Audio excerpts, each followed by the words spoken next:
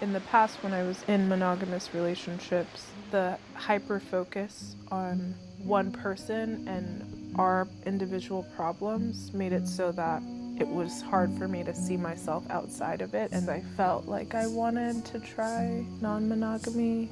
Then I started hooking up with multiple people and seeing how that felt, and I was curious about what would happen if I fell in love.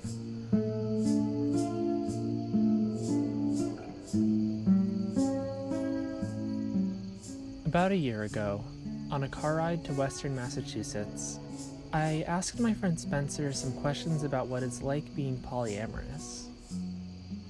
At the time, I was in a long-term monogamous relationship, but I had known many other trans people with multiple partners, and I was kind of confused about how they made it work.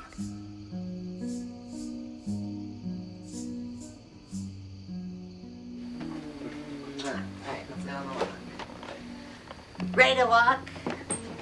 He's like, am I ever? I remember the first time that I heard the term polyamory, and it was someone that I was interested in dating, and she was like, yeah, me and my girlfriend are polyamorous. And I was like, what does that mean? She said, break it down. Poly means many, amorous means loves.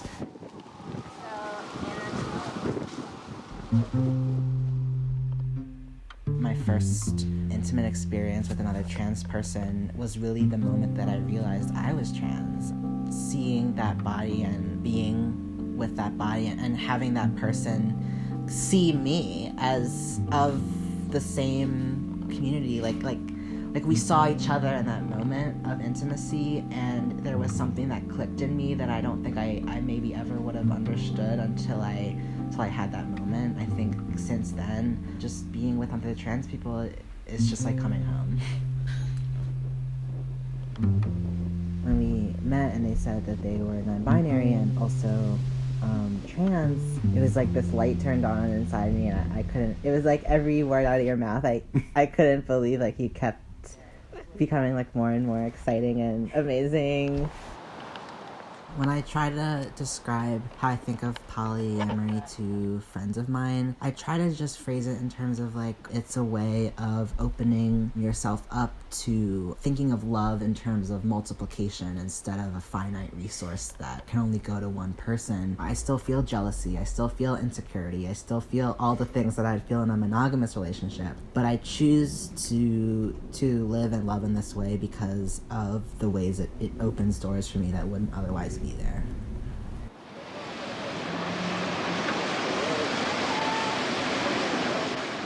We met on Tinder.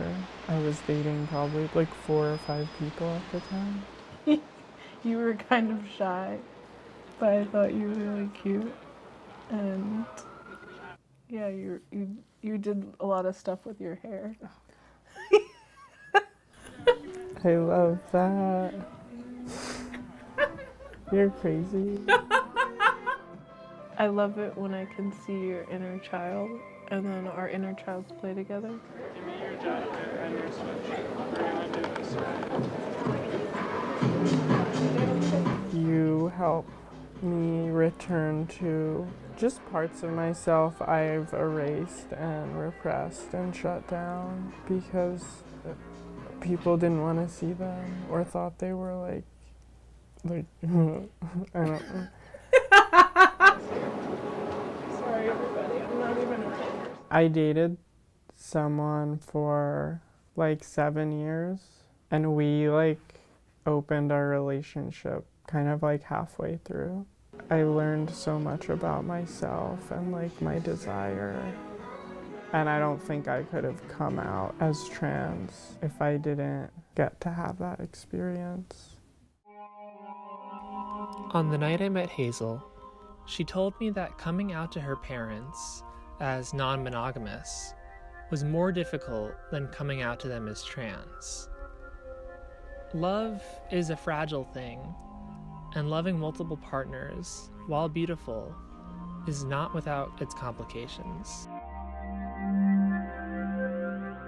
I think my relationship with Nate has taught me a lot about myself, and I've also learned a lot about how love can take so many different forms. So Nate lives in Los Angeles and I live here in Boston. We see each other when we can, and when we don't see each other, we write to each other, we send each other gifts. He's really into baking, so sometimes he'll send like cookies and scones and things like that. And we talk a lot on the phone and just kind of share snippets of our lives with each other that way.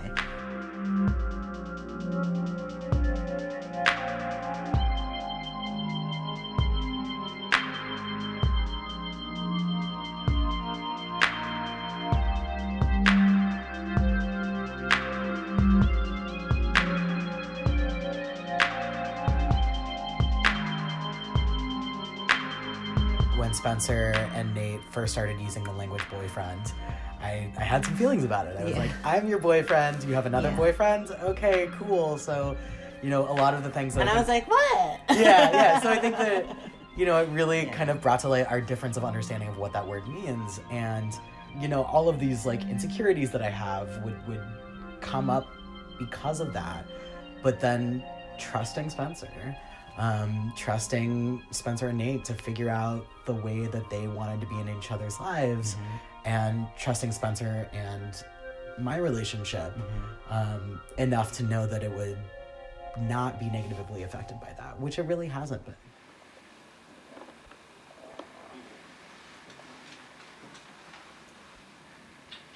You're tired. No, it's not. I'll take this. Give me a chance.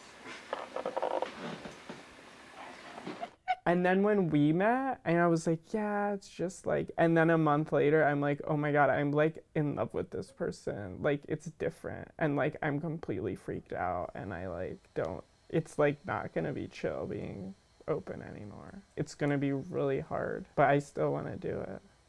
It's been different at different points.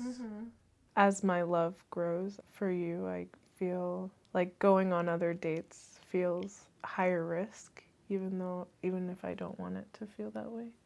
I've been the most open in this relationship in that I'm able to like express fears, and like, you're not scared of my biggest self. You want that for me.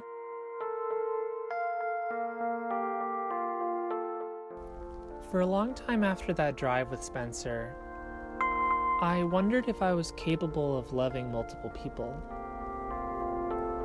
It wasn't until attending the memorial service of Amelia, a trans feminine person gone far too soon, that something within me shifted.